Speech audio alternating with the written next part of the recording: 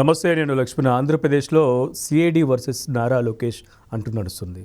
గతంలో అనేక కేసులు నమోదైనప్పుడు అధినేత చంద్రబాబు నాయుడు మీద, లోకేష్ మీద అనేకసార్లు సిఐడి జోక్యం చేసుకున్నది. సిఐడి ఏసీబీ కోర్టు ద్వారా నోటీసులు కూడా అందజేసిన పరిస్థితి ఉంది. అయితే యువగలం పాదయాత్రలో ఒక రెడ్ బుక్ తయారు చేశారు. ఆ రెడ్ బుక్లో అధికారుల పేర్లు నమోదు చేసి వాళ్ళు బెదిరింపులకు పాల్పడుతున్నారనే అభియోగం పైన నారా లోకేష్ గారికి 141C నోటీసు అందజేసిన పరిస్థితి ఉంది. అయితే ఎందుకు ఆ విధంగా సిఐడి నారా లోకేష్ గారిని టార్గెట్ చేస్తుంది, ఎందుకు ఆ విధంగా నోటీసులు అందిస్తుంది, కేసులు కడుతుంది, నారా లోకేష్ను అరెస్ట్ చేయాలని చెప్పి ఎందుకు చూస్తుంది అనే అంశాలపైన మనతో మాట్లాడడానికి ప్రముఖ రాజకీయ విశ్లేషకులు మధుసూదన్ రెడ్డి మనతో అందుబాటులో ఉన్నారు. ఆయనతో మాట్లాడే ప్రయత్నం చేద్దాం. సార్ నమస్తే. నమస్తే లక్ష్మణ్. ఏం జరుగుతుంది, ఎందుకు నారా లోకేష్ను టార్గెట్ చేస్తూ సిఐడి పదే పదే కేసులు నమోదు చేస్తుంది, నోటీసులు అందజేస్తుంది? అరెస్ట్ చేయాలనే ఒక కుట్ర కోణం దాగుందా, లేకపోతే కావాలని ఎందుకు వాళ్ళు ఆ విధంగా చేస్తున్నారంటే ఏం చెప్తారు? మీ పిల్లలు ఇంటర్మీడియట్ మరియు ఎంసెట్ చదువుతూ సబ్జెక్ట్స్ లో కన్ఫ్యూజ్ అవుతున్నారా? కాన్ఫిడెన్స్ లెవెల్ తక్కువగా ఉందా? రిపీటెడ్ మిస్టేక్స్ చేస్తున్నారా? అయితే మీకోసమే ఉంది Rise app. 1 lakh question bank, performance analysis, online classes by experts, ఇంకా మరెన్నో ఫీచర్స్ తో మీ ముందుకొచ్చింది Rise the perfect guide. Description లో ఉన్న లింకును ఉపయోగించి సబ్స్క్రైబ్ అవ్వండి. ఒక్కటే ఆలోచించుకోవాలి లక్ష్మణం, ఒక 2 సంఘటనలు తీసుకోవాలి. మనం భారతదేశంలో మనం ఎలా ఉండాలా, ఈ దేశ పరిపాలన ఎలా ఉండాలా అని చెప్పే విషయంలో ఇండియన్ కాన్స్టిట్యూషన్ రాసుకోవడం జరిగింది. మనం భారత రాజ్యాంగం బాబు రాజేంద్ర ప్రసాద్ అధ్యక్షన డ్రాఫ్ట్ కమిటీ చైర్మన్ వచ్చి మన డాక్టర్ బాబాసాహెబ్ అంబేద్కర్ గారు, తర్వాత ఈ భారత రాజ్యాంగానికి సలహాదారుడుగా మన తెలుగు వ్యక్తి అయినటువంటి కర్నూలు జిల్లాకు సంబంధించినటువంటి బిఎన్ రావు అంటారు, వెలుగుల నరసింహరావు, వీళ్ళందరూ కలిసి భారతదేశంలో పౌరులు ఏ విధంగా ఉండాలి, పౌరుల హక్కులేంటి, రాజ్యాంగం హక్కులేంటి, పరిపాలన ఏంటి, వీటన్నిటి మీద కూలంకుషంగా దేశాన్ని రూలింగ్ చేయడానికి ఒక కాన్స్టిట్యూషన్ రాసుకున్నాం. దాని ప్రకారం నడుచుకోవాలా, దాని కిందే అందరు బతకాల, ఎవరు ఏదైనా సరే. ఇప్పుడు వచ్చిన సమస్య ఏంటంటే కేంద్రంలో యూపీఎస్సీ సర్వీసెస్ అంటారు, ఐఏఎస్, ఐపీఎస్, ఐఆర్ఎస్, ఐఎఫ్ఎస్, ఇట్లా ఐఎస్ఎస్, ఇట్లా 27 సర్వీసులు కేంద్ర ప్రభుత్వం కింద ఉంటాయి. వాళ్ళు ఏంటంటే ఐఏఎస్ అంటే అడ్మినిస్ట్రేషన్ చూస్తారు, ఐపీఎస్ అంటే సివిల్ రైట్స్ అంటే ప్రజల పౌరుల హక్కులను కాపాడటానికి వాళ్ళు ఉంటారు. ఓకే. కానీ ఏమైందంటే ఆంధ్రప్రదేశ్ రాష్ట్రానికి వచ్చాకే జగన్మోహన్ రెడ్డి ముఖ్యమంత్రి అయిన తర్వాత తను ఒక నియంతృత్వ, ఒక ఫ్యూడల్ సామ్రాజ్యాన్ని ఏర్పాటు చేసుకుంటూ ఒక ముఖ్యమంత్రి చేసేటటువంటి తప్పులని, హక్కులని ప్రశ్నిస్తుంటే తట్టుకోలేక ఈ ప్రభుత్వ అధికారుల్ని ఆయుధాలుగా మలుచుకొని విపరీతంగా కేసులు పెడుతున్నాడు, ప్రతిపక్ష పార్టీల్ని చంపేయాలన్న ఉద్దేశంతో. అటువంటి సందర్భంలో అంటే ప్రజలందరికీ ప్రతినిధి కాదు ముఖ్యమంత్రి మన భారత రాజ్యాంగంతో కంపేర్ చేసుకుంటే ప్రజలందరికీ ప్రతినిధి కానే కాదు ముఖ్యమంత్రి. ఓకే. మనకి పోలైన ఓట్లలో 51% ఓట్లు మాత్రమే ముఖ్యమంత్రికి వచ్చినాయి, 49% ఓట్లు ప్రతిపక్ష పార్టీలకు వచ్చినాయి. అది ఇండిపెండెంట్లకు కావచ్చు, నోటాకు కావచ్చు, ఏదన్నా కానీ ఈ ముఖ్యమంత్రికి వ్యతిరేకంగా 49% ఓట్లు వచ్చినాయి. ఓకేనా? తర్వాత ముఖ్యమంత్రికి అనుకూలంగా 51% ఓట్లు వచ్చినాయి పోలైన ఓట్లలో. అవును. అటువంటి సందర్భంలో ఈ 49% ముఖ్యమంత్రిగా నిన్ను ఎన్నుకోలేదు. ముఖ్యమంత్రిగా ఎన్నుకున్నది ఏంది? తను ఎమ్మెల్యేలు ఎవరైతే ఉన్నారో వాళ్ళు ఎన్నుకున్నారు. 51 మంది పరిస్థితులకు పీపుల్ రిప్రజెంట్. ఇప్పుడు 49% ప్రజలు నీకు వ్యతిరేకంగా ఉన్నారు. అవును. అయితే ఇక్కడ ఏమవుతుందంటే ఒక ముఖ్యమంత్రి జీతం తీసుకున్నా, ముఖ్యమంత్రి సాధారణ ఖర్చులు తీసుకున్నా, ప్రభుత్వ ఉద్యోగాల జీతాలు తీసుకున్నా, హైకోర్టు జడ్జీల జీతాలు తీసుకున్నా, వీళ్ళందరూ కూడా ప్రజలందరూ పన్నుల రూపంలో కట్టిన డబ్బుతోనే శాలరీలు తీసుకుంటారు. పౌరులకి ఈ గవర్నమెంట్ అధికారులు కానీ, న్యాయ వ్యవస్థ కానీ పౌరులకి రాజ్యాంగం ప్రకారము జీతాలు ఇస్తుండేది పౌరులు. కాబట్టి రాజ్యాంగం ప్రకారం వాళ్ళు ఏం చేయాలా? ప్రజలందరినీ సమదృష్టితో చూడాల్సిన బాధ్యత ఉంది. ముఖ్యమంత్రి ఏది చెప్తే అది చేయటానికి కాదు ఉండేది ప్రభుత్వ అధికారులు. నిజమే. ప్రభుత్వ అధికారులకు జీతం ఇస్తుండేది ఎవరు? ప్రజలందరూ. కానీ ఒక ఇస సంస్కృతి ఏర్పడింది. అధికారం ఎవరి చేతిలో ఉంటుందో వాళ్ళకు తొత్తులుగా ఉంటూ దొంగ కేసులు పెడుతూ వాళ్ళకి నచ్చిన వాళ్ళని వదిలేసి వాళ్ళకి వ్యతిరేకంగా ఉన్న ప్రతిపక్ష నాయకుల్ని జైల్లో కుట్టి దొంగ కేసులు పెట్టి బెదిరింపులు గుదిరేసి లిక్కర్ కేసులు, గంజాయి కేసులు, ఎస్సీ అట్రాసిటీ కేసులు వాళ్ళు ఇష్టం వచ్చినట్టు పెట్టేసి దొంగ ఎవిడెన్స్లు సృష్టించేసి ఏ తప్పు చేయని వాళ్ళు కూడా జైళ్ళలో బంధించడం, భయభ్రాంతులకు గురి చేయటం అనేటటువంటి విధిలో పోలీసు పాత్ర జగన్మోహన్ రెడ్డికి అమోఘంగా పనిచేస్తున్నట్ట మాట వాస్తవం లక్ష్మణ్. ఓకే. అయితే ఇప్పుడు నేను అంటుండేది ఏంటంటే ప్రతి ఒక్కరూ కూడా ఆలోచించాల్సింది ఏంటంటే పౌరులందరూ ఆలోచించాల్సింది ఏంటంటే ఇప్పుడు ఒక ఆలోచన చేద్దాం. ఇప్పుడు రెడ్ బుక్ లోకేష్ బాబు రాసుకున్నాడు. ఓకే. తను యువగళం పాదయాత్ర తీసుకొని ప్రజా సమస్యల్లో ఏముండయో ప్రజలు తనకి ఏం చెప్పారో అవన్నీ ఆ పుస్తకంలో రాసుకున్నాడు. నేనంటుండ తప్పేంటి అంటుండ. ప్రజలు చెప్పినటువంటి సాధక బాధలన్నీ ఒక పుస్తకంలో రాసుకున్నాడు. దాంట్లో కొంతమంది ప్రజలని చిత్రహింసలు చేసినటువంటి అధికారులకి ఆయన దృష్టికి ప్రతిపక్ష నాయకుడుగా ఆయన దృష్టికి తీసుకుపోయినారు. రాసుకొని ఉంటాడు, పలానా అధికారి ఈ విధంగా హింసించినాడు సార్ నన్ను అని చెప్పి ఒక ప్రతిపక్షం అంటే ప్రజల పక్షం కాబట్టి రాసుకొని ఉంటాడు. ఇప్పుడు జగన్మోహన్ రెడ్డి యొక్క బాధ ఏంటంటే, ఈ అధికారుల బాధ ఏంటంటే దాంట్లో ఎవరెవరు పేర్లు ఉన్నాయి అది తెలుసుకోవాలన్న ఆతృత జగన్మోహన్ రెడ్డికి ఉంది. ఆయన అడిగితే రాదు కాబట్టి త్రూ సిఐడి ద్వారా మమ్మల్ని బెదిరిస్తున్నాడు. పోలీసు వాళ్ళని బెదిరిస్తాడా ఎవరన్నా? పోలీసు వాళ్ళని బెదిరించాల్సిన అవసరం ఏముంది? పోలీసు వాళ్ళని బెదిరించాల్సిన అవసరం ఒక్క సైడు పోలీసు వాళ్ళు ఉన్నారు కాబట్టి అందరి సైడు లేరు, రాజ్యాంగం సైడు లేరు కాబట్టి జగన్మోహన్ రెడ్డి ఎలా చెప్తే అలా చేస్తున్నారు కాబట్టి ఆ పుస్తకంలో ఏ అధికారుల పేర్లు ఉన్నాయి అవి తెలుసుకోవాలన్నది జగన్మోహన్ రెడ్డి యొక్క లక్ష్యం. జగన్మోహన్ రెడ్డి లక్ష్యం చేరుకోవటం కోసం సిఐడి అధికారులని పావులాగా వాడుకుంటున్నాడు. సిఐడి అధికారుల ద్వారా కేసు కోర్టులో ఫైల్ చేసి కోర్టు ద్వారా పార్టీ 1A సిఆర్పి నోటీసు వాట్సాప్లో అవును పంపించారు. అయితే నేను అడుగుతుండా లక్ష్మణ్, పంపించడు తప్పులేదు. నువ్వు ఏమైనా పెట్టదలుచుకున్నావు, నువ్వు ఏ కేసు అయినా పెడతావు, రాజ్యం నీది కాబట్టి. నేను ఫైనల్గా ఏమంటున్నాను, ఫండమెంటల్ రైట్స్ ప్రాథమిక హక్కులు భారత రాజ్యాంగంలో ప్రతి పౌరుడికి ఉన్నాయి. ఈ ఫండమెంటల్ రైట్స్ జగన్మోహన్ రెడ్డికి ఒక ఫండమెంటల్ రైట్స్. ఓకే, నేను అనేది ఏంటంటే ఫండమెంటల్ రైట్స్ అనేవి ప్రతి ఒక్కరికి సమానంగా ఉండాలి. రూల్ ఆఫ్ లా అనేది భారతదేశంలో పుట్టిన ప్రతి పౌరుడికి రూల్ ఆఫ్ లా ఈక్వల్. ముఖ్యమంత్రికి సపరేట్గా, సామాన్యుడికి సపరేట్గా ఏముండవు. చట్టం ముందు అందరు సమానులే. ఇప్పుడు భారతదేశ చట్టం ఏమైందంటే చుట్టమైంది. ఎవరికి? పరిపాలిస్తున్నటువంటి ముఖ్యమంత్రికి చుట్టం అయిపోయింది. రక్షక భటులు రక్షణ ఎవరికి ఉంటున్నారు? ప్రజలకు రక్షణగా ఉండాల్సిన రక్షక భటులు జగన్మోహన్ రెడ్డికి రక్షక భటులుగా మారిపోయినారు. ప్రజల్ని శిక్షించే భటులుగా తయారైపోయినారు. కాబట్టి ఇటువంటప్పుడు నువ్వు ఇచ్చావు, ఏమవుద్ది? బుక్ కావాలి కదా, ఇస్తారు, కోర్టుకి ఇస్తారు. నీకు ఇవ్వరుగా ఏం చేస్తారంటే రెడ్ బుక్ అడిగి నువ్వు ఒక నవలా రైటర్ ఉన్నాడు, భారత రాజ్యాంగం ఉంది, నీ సమస్య ఏంది, ఆ పుస్తకంలో ఏముందని తెలుసుకోవాలనేది కదా నీ తపన. ఏముంటుంది? ప్రజలు చెప్పిన మాటలే రాసుకొని ఉంటాడు. అది కోర్టుకి ఇస్తాడు, ఒక జెరాక్స్ కాపీ తీసి ఇస్తాడు. కోర్టు ఏం చేస్తుంది అంటే మాకు కవర్లో పెట్టి మాకు ఇవ్వమంటుంది. జడ్జి గారు చదువుతారు. తప్పే ఉంది, బుక్ ఇవ్వడంలో తప్పులేదు లోకేష్ బాబు గారు. దాన్ని ఎవరికి ఇవ్వాలంటే జడ్జి గారికి ఇవ్వాలి ఆ బుక్. ఓకే, జడ్జి గారికి సీల్డ్ కవర్లో పెట్టి జడ్జికి ఇచ్చేసేయాలి. సరే, దాంట్లో ఉన్న మ్యాటర్ మనం ఈ రోజుల్లో డీటీపీ చేసుకొని ఈరోజు మనం యాడైనా పెట్టుకోవచ్చు. ఆ బుక్లో ఏమంటే ఏమి ఉండవు. ఓకే, ప్రజలు తన దృష్టికి తెచ్చి ప్రజలు పోలీసులు ఎవరైతే హింసించి పెట్టున్నారో, ఎవరైతే అక్రమ కేసులు నిర్బంధించారో అవన్నీ పేర్లు ఉంటాయి. ఇస్తే పోయేదేముందో, మనం డీటీపీ చేసి పెట్టుకుంటాము. అది జడ్జికి సీల్డ్ కవర్లో ఇవ్వాలా. ఎవరికి ఇవ్వాలా? నేను అంటుండేది ఏంటంటే లోకేష్ గారు కూడా తెలుసుకోవాలి. ఇప్పుడు ఆ బుక్ని రాసుకోవడం నా ఇష్టం వచ్చిన పుస్తకం నేను రాసుకుంటా, నా ఇష్టం వచ్చింది నేను రాసుకుంటా. అడిగేటానికి నువ్వెవరు నేను అంటుండా.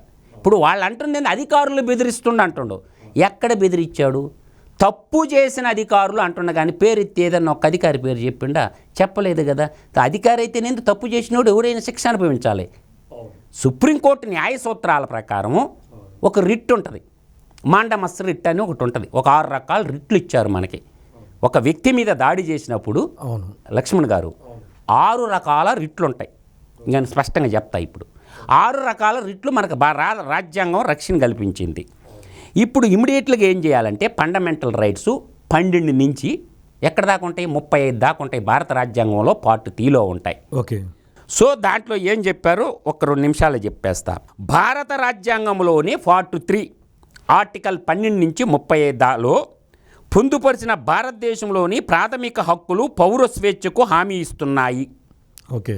భారతీయులందరూ భారతదేశ పౌరులుగా శాంతి మరియు సామరస్యంతో తమ జీవితాలు గడపవచ్చు. హక్కులను ప్రాథమిక అని పిలుస్తారు ఎందుకంటే అవి సర్వతోముఖాభివృద్ధి అంటే భౌతిక, మేధో, నైతిక మరియు ఆధ్యాత్మికం మరియు భూమి యొక్క ప్రాథమిక చట్టాల ద్వారా రక్షింపబడతాయి. అంటే భారత రాజ్యాంగం ద్వారా రక్షింపబడతాయి. భారత రాజ్యాంగం అందించిన హక్కులు ముఖ్యంగా ప్రాథమిక హక్కులు ఉల్లంఘించబడితే ఓకే సుప్రీంకోర్టు మరియు హైకోర్టులు రాజ్యాంగంలోని సుప్రీంకోర్టు అయితే ఆర్టికల్ 32 మరియు రాష్ట్ర హైకోర్టులో ఆర్టికల్ 226 కింద రిట్లు జారీ చేయవచ్చు. తర్వాత ప్రాథమిక హక్కుల కోసం రాష్ట్ర యంత్రాంగాన్ని ఆదేశిస్తుంది. అసలు విషయం ఇప్పుడు వస్తా లక్ష్మణ్. ఓకే. చట్టం ముందు సమానత్వం. చట్టం ముందు అందరూ సమానమేగా, సమానమే. ఎవరు కేసు పెట్టినా తీసుకోవాలిగా. ప్రతిపక్ష పార్టీ వాళ్ళు కేసు పెడితే నువ్వు తీసుకుంటుండా, వైసీపీ వాళ్ళకి కొట్టొచ్చి కేసు పెడితే తీసుకుంటారు. సాక్షాత్తు తెలుగుదేశం పార్టీ మీద ఆఫీసు మీద దాడి చేస్తేనే కేసు రిజిస్టర్ చేయాలి అప్పుడున్న డీజీపీ షవాక్ గారు. అర్థమవుతుందా? తర్వాత వాక్ మరియు భావ వ్యక్తీకరణ చేత వాక్ స్వాతంత్రం, భావ వ్యక్తీకరణ స్వేచ్ఛ. సంఘం మరియు శాంతియుత సమావేశం స్వేచ్ఛ. సంఘం పెట్టుకోవచ్చు, శాంతియుతంగా సమావేశం పెట్టుకోవచ్చు. మతాన్ని ఆచరించే స్వేచ్ఛ రిట్ల ద్వారా పరిరక్షణ అన్నాడు. ఇప్పుడు శాంతియుతంగా లోకేష్ నన్ను కొట్టిండా? శాంతియుతంగానే కదా భారతీయ పౌరుడు సంచరిస్తా ప్రజల్లో ఉన్నాడు కదా. సో తను చెప్పాడు కదా లక్ష్మణం. తర్వాత చూస్తున్నాం, ఉదారవాద ప్రజాస్వామ్యాలకు సాధారణమైన వ్యక్తిగత హక్కులు వీటిలో ఉన్నాయి. వాటిల్లో హెబియస్ కార్పస్గా ఈ హక్కుల ఉల్లంఘన న్యాయస్థానం యొక్క విచక్షణకు లోపడి భారత శిక్షాస్మృతిలో సూచించిన విధంగా శిక్షలకు దారితీస్తాయి. ప్రాథమిక హక్కులు ప్రాథమిక మానవ స్వేచ్ఛగా నిర్ణయించబడ్డాయి. ప్రాథమిక హక్కులు ప్రాథమిక మానవ స్వేచ్ఛగా నిర్వచించబడ్డాయి. ఇక్కడ ప్రతి భారతీయ పౌరుడికి వ్యక్తిత్వం మరియు జీవితం సరైన మరియు సామరస్య వికాసానికి ఆనందించే హక్కుంది. ఈ హక్కులు భారతదేశ పౌరులందరికీ జాతి, పుట్టిన ప్రదేశము, మతం, కులం లేదా లింగంతో సంబంధం లేకుండా విశ్వవ్యాప్తంగా వర్తిస్తాయి అన్నాడు. అన్ని షరతులకు లోబడి న్యాయస్థానాలచే అమలు చేయబడతాయి. ఇంగ్లాండ్ యొక్క హక్కుల bill, United states of rights మరియు ఫ్రాన్స్ యొక్క మానవ హక్కుల ప్రకటన వంటి అనేక మూలాధారాలతో హక్కుల మూలాలు కలిగి ఉన్నాయి. ఈ 6 ప్రాథమిక హక్కులు చెప్తాను. 1 సమానత్వపు హక్కు, ఈక్వాలిటీ. 14 నుంచి 18 దాకా ఆర్టికల్ 14 నుంచి 18 దాకా భారత రాజ్యాంగంలో పొందుపరిచి ఉన్నాయి. సమానత్వం అంటే ఏంటి? స్వేచ్ఛా హక్కు అయిపోయింది. స్వేచ్ఛా హక్కు ఆర్టికల్ 19 నుంచి 22 దాకా ఉంది. అవును. దోపిడీ వ్యతిరేకంగా హక్కు ఆర్టికల్ 23, 24. అవును. మత స్వేచ్ఛ హక్కు ఆర్టికల్ 25, 28. సాంస్కృత మరియు విద్యా హక్కులు ఆర్టికల్ 29 నుంచి 30 దాకా. రాజ్యాంగ పరిష్కారాల హక్కు ఆర్టికల్ 32 నుంచి 35 దాకా. హక్కులంటే వ్యక్తిగత శ్రేయస్సు మరియు సమాజం కోసం అవసరమైన స్వేచ్ఛలు భారత రాజ్యాంగం కింద హామీ ఇవ్వబడిన హక్కులు. అవును. అర్థమైందా? ఈ విధంగా ఫండమెంటల్ రైట్స్ మనకు ఉంటే ఇన్ని ఉన్నాయి కదా నేను చెప్పినవి. ఏం తప్పు చేసిండు లోకేష్ బాబు? ఎవరిని బెదిరించిండు? ఎవరిని బెదిరించిండ్రు? ప్రజలకు జరిగినటువంటి అన్యాయాలను తన పుస్తకాల్లో రాసుకోవడం తప్పెలా వద్ది? ఎందుకు ఆ రెడ్ బుక్ చూసి ఆవేశపడుతున్నారు? ఓకే, మీరు చెప్పింది రైటే, నేను కాదంటలేదు. ఇప్పుడు ఆంధ్రప్రదేశ్లో టీడీపీ కార్యకర్తల మీదైతే నాయకుల మీదైతే దాదాపు 90,000 కేసులు నమోదైనాయి. అక్రమ కేసులు అని చెప్పి తెలుగుదేశం పార్టీ ఆరోపిస్తుంది. మానవ హక్కుల ఉల్లంఘన జరుగుతుంది. సివిల్ రైట్స్ కూడా అంతంత మాత్రంగానే ఉన్నాయి అక్కడ. దాదాపు సివిల్ రైట్స్, హ్యూమన్ రైట్స్ ఆ విధంగా వైలేట్ జరుగుతున్నప్పుడు సెంటర్లో ఉన్న కేంద్రం ఏం చేస్తుంది, రాష్ట్ర ప్రభుత్వం దీనిపైన ఎందుకు ఆ విధంగా అవలంబిస్తుందంటే ఏం చెప్తారు? నేను ఒకటి చెప్తా. ఇప్పుడు ఒక పెద్ద ఆయుధం ఇస్తుండ లోకేష్ బాబు గారికి వినియోగించుకోమని చెప్తుంటా. ఇప్పుడు భారత రాష్ట్రపతి గారు IPC, CrPC, Indian evidence act, ఈ 3 యాక్టులు బ్రిటిష్ వాళ్ళయి. ఇప్పుడు బ్రిటిష్ వాళ్ళయి. 1872, 1883, 1898లో చేసిన 3 యాక్టులు అయ్యి మనం రద్దు చేసేసింది పార్లమెంటు. తెలుసో లేదు, అవి రద్దు చేసి 3 కొత్త చట్టాలు తెచ్చింది. ఓకే. ఐపీసీ సెక్షన్లు అన్నీ మారిపోయినాయి. ఓకే. 25ను ముద్రేసింది ద్రౌపది ముర్ము గారు. ఈ కొత్త చట్టాల ప్రకారం లోకేష్ మీద కేసు పెట్టారా, పాత చట్టాల మీద కేసు పెట్టారా? ఓకే. మన 25 నుంచి కొత్త చట్టాలు అమలులోకి వచ్చినాయి. మన 25 నుంచి 3 చట్టాలు, 25 నుంచి 3 చట్టాలు అమలులోకి వచ్చినాయి. నువ్వు బ్రిటిష్ చట్టాల ప్రకారం లోకేష్ బాబు మీద కేసు పెట్టావా? జడ్జీలు కూడా తెలుసుకోవాలా. ఓకే. కొత్త చట్టాల మీద కేసు పెట్టావా? ఇప్పుడు సంఘర్షణ. రద్దయిపోయినటువంటి చట్టాలతోటి నువ్వు కేసుని ఆడిదాకా తీసుకుపోతావు. ఆ చట్టాల్లో ఏముందో తెలుసా? కొత్త చట్టాల్లో పోలీసు వాళ్ళకి అంత సీన్ ఇవ్వాల. ఎంతలా తోపంటి కేసు అయినా సరే టైం బాండ్ పెట్టున్నారు. 90 రోజుల లోపల షార్ట్ షీట్ వేసేయాల. 180 రోజుల లోపల మొత్తం అయిపోవాలా. ఓకే. 302 మర్డర్ కేసును 101 చేశారు. 302 మర్డర్ కేసు ఉన్నది ఇంతకుముందు, అది 101 అయింది. అర్థమవుతుందా నేను చెప్పిందే? 3 చట్టాలు, పాత చట్టాల మీద లోకేష్ మీద కేసు పెట్టారా, కొత్త చట్టాల కింద కేసు పెట్టారా? ఇది ఒక సంఘర్షణకు దారి తీయబోతుంది. ఇమ్మీడియట్లుగా లోకేష్ గారు ఏం చేయాలంటే, నారా లోకేష్ గారు, సిఐడి అధికారులు నీకు నోటీస్ ఇచ్చారు. సిఐడి అనే సంస్థ సెంట్రల్లో సిబిఐ కేంద్ర ప్రభుత్వం కింద ఉంటుంది, రాష్ట్ర ప్రభుత్వం కింద సిఐడి ఉంటుంది. కాబట్టి మాండమస్ రిట్ వేసుకొని లోకేష్ గారు 226 ఆర్టికల్ 226 కింద హైకోర్టుని ఆశ్రయిస్తాడు. ఆశ్రయించిన తర్వాత జడ్జి గారు అడుగుతాడు, కాన్స్టిట్యూషన్ హైకోర్టు జడ్జి గారు ఉంటారు కదా, ఆయనకి ఇచ్చేస్తే సీల్డ్ కవర్లో పెట్టి ఇవ్వమంటాడు. దీన్ని ఛాలెంజ్ ఎక్కడ చేయాలంటే, చంద్రబాబు నాయుడికి బెయిల్ లేదు కదా ఏసీబీ కోర్టు.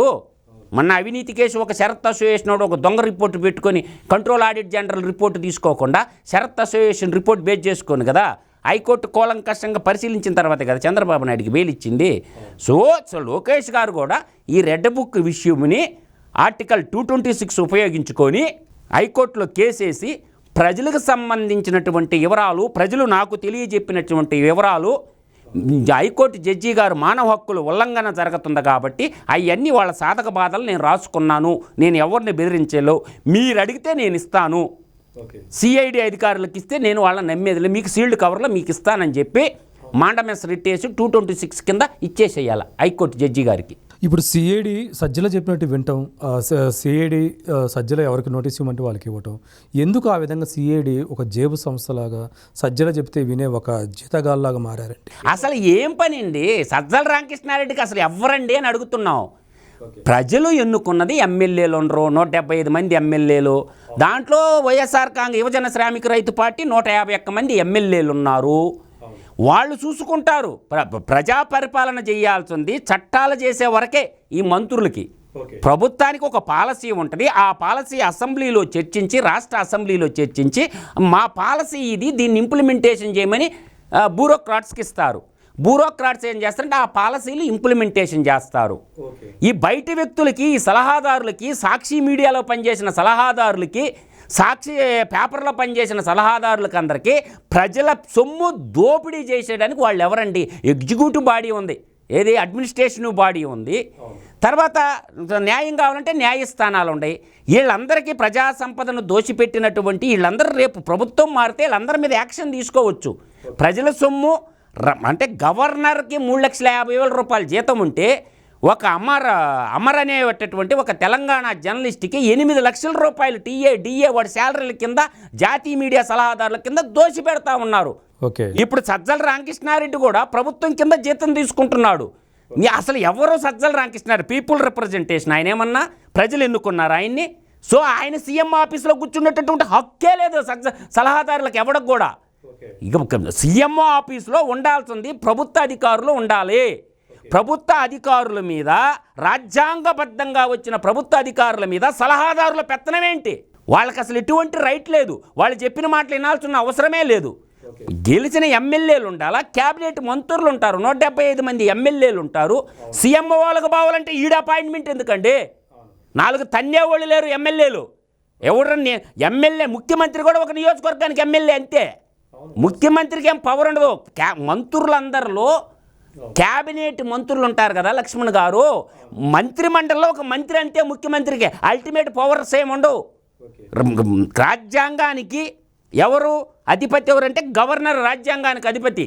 ఒక సీఎంఓ ఆఫీస్కి ఒక ఎమ్మెల్యేని పోకుండా ఆపే దమ్ముడికి లేదు. ఈ ఎమ్మెల్యేలు గడుసు లేకుండా ఉచ్చబోచుకుంటారు కానీ ఎవడను నన్ను ఆపటానికి, నేను పీపుల్ రిప్రజెంటేషన్గా వచ్చినాను, నేను సెక్రటరీలోకి పోతాను, నాకు పనులను చేసుకోవాలంటే ఎవడు ఆపేదానికి లేదు. సీఎం ఆఫీస్లో సమాధానం చెప్పి తీరాలా. అది హక్కుల కింద వస్తుంది. శాసనసభ సభ్యుడి యొక్క హక్కుల కిందకు వస్తుంది. ఒక ఆఫీసర్ నీకు అపాయింట్మెంట్ అయినప్పుడు శాసనసభ హక్కులు నోటీస్ ఇవ్వచ్చు. ఒక ఏదన్నా ఒక ఐఏఎస్ ఆఫీసర్ కానీ, ఒక ఐపీఎస్ ఆఫీసర్ కానీ ఒక ఎమ్మెల్యేని కలవనని నిరాకరించిండు అనుకో, వాడికి మీద సభా హక్కులు నోటీస్ ఇవ్వచ్చు. వాడిని తద్వారా క్రిమినల్ కేసు పెట్టి వాడిని జైలుకి పంపించవచ్చు. ఈ ఎమ్మెల్యేలకి ఆ గడుసు లేకుండా, కాన్స్టిట్యూషన్ మీద పట్టు లేకుండా, తనకు జరిగినటువంటి రాజ్యాంగం జరుగుతున్నప్పుడు ఏం చేయాలా? గవర్నర్ని ఆచరించాలి. నువ్వు పోయి ఒక సీఎంఓ ఆఫీస్కో, ఒక సెక్రటరీకి ఒక ఎమ్మెల్యేని బానీయకుండా చేసేటువంటి రైట్ ఎవడికి లేదు. వాస్తవం అది కాదంటలేదు. ఇప్పుడు రెడ్ డైరీలో 2 అధికారుల పేర్లు బాగా ఇప్పుడు వినిపిస్తున్నాయి. ఒకళ్ళేమో విభాగాధిపతి, నిఘా విభాగాధిపతి సీతారామయ్యలు గారు, ఇంకొకరు ఐజీ అంట, ఆ విభాగానికి సంబంధించి ఐజీ రఘురామరెడ్డి గారు. వీళ్ళ పేర్లే బాగా వినిపిస్తున్నాయి. వీళ్ళే ఆందోళన పడతారు. ఎందుకు వాళ్ళిద్దరూ అంత ఆందోళన పడతానికి కారణం ఏంటి? గనులు దోసేశారు కదా. ఇప్పుడు గ్రానైట్ కొండలు కొట్టేశారు, సిమెంట్ పరిశ్రమల్లో సిమెంట్ గనులు కొట్టారు, ఇసుక ఉంది, ఇసుకలో వేల కోట్లు దోచేశారు. లెక్కర్లో ఇప్పుడు గనుల డైరెక్టర్ ఎవరు? గనుల మంత్రి ఎవరు? ఎన్ని వేల కోట్లు కొట్టేశారు, గనులన్నీ ఊడ్చేశారు. ఎన్జీటీ, నేషనల్ ఎన్జీటీ కూడా 100 కోట్లు పైన వేసింది. ఒక దిక్కడ ఒక సామాన్యుడు పోతే వాడిని సంపతానని కూడా బెదిరించారు. ఏమవుతుంది? పుట్టేది ఒక రోజు, చచ్చేది ఒక రోజు. ఎంతమందిని చంపుతారు? కాబట్టి దీనికేం భయపడాల్సిన అవసరం లేదు లక్ష్మణం. రెడ్ బుక్ సిఐడి అధికారులకు ఎట్టి పరిస్థితులు ఇవ్వకూడదు లోకేష్ గారు. ఆ రెడ్ బుక్ నేను చెప్తున్నాను కదా, ఆర్టికల్ 226 కింద రిట్టేసి, మాండమస్ రిట్టేసి, నేను రాజ్యాంగం ప్రకారం యాజ్ ఎ ఫండమెంటల్ రైట్ ప్రకారం నా పని నేను చేసిన, కాబట్టి మీరు అడిగితే సిఐడి అధికారుల మీద నాకు నమ్మకం లేదు, కాబట్టి రాజ్యాంగాన్ని రక్షించేది గవర్నర్, కాబట్టి రాజ్యాంగాన్ని కాపాడాల్సినది న్యాయ వ్యవస్థ, కాబట్టి ఇమ్మీడియట్లుగా చీఫ్ జస్టిస్ ఉన్నాడు కదా, చీఫ్ జస్టిస్ గారికి సీల్డ్ కవర్లో పెట్టి ఆయనకి ఇచ్చేటోళ్ళు తప్పే లేదు. ఆయనకి ఇచ్చేస్తే ఆయనే చూసుకొని ఆయన దగ్గర భద్రంగా పెట్టుకుంటాడు. మీ బ్రాదం ఏదో వాళ్ళని అడుగుతాడు ఎవరా. కాబట్టి మాండమస్ రిట్ వేసుకొని ఆర్టికల్ 226 కింద లోకేష్ గారు ఆ బుక్ హైకోర్టు జడ్జికి ఇవ్వడంలో ఇబ్బందే లేదు, ఇవ్వడంలో కూడా తప్పు లేదు. ఇది మొత్తానికి అయితే ఆంధ్రప్రదేశ్లో నారా లోకేష్ గారి యొక్క రెడ్ బుక్ మీద నడుస్తున్న కథాకమామిష. రాజకీయాలు పూర్తిగా ఆ రెడ్ బుక్లో పొందుపరుచున్నాయి. రాజకీయ మార్పు కూడా ఆ రెడ్ బుక్లో నమోదైన పేర్ల మీదనే నడుస్తుందని చెప్పి మరోవైపు అధికార వైసీపీ కూడా ఆందోళన వ్యక్తం చేస్తుంది. అందులో ఉన్న అధికారులు, రెడ్ బుక్లో ఉన్న అధికారులు తీవ్ర ఆందోళనకు ఒత్తిడికి గురవుతున్నట్టుగా ఇప్పుడు సోషల్ మీడియాలో పెద్ద ఎత్తున ఇదే అంశాలు బాగా ట్రోల్ అవుతున్న పరిస్థితి ఉంది. మరొక అంశంతో మళ్ళీ కలుద్దాం.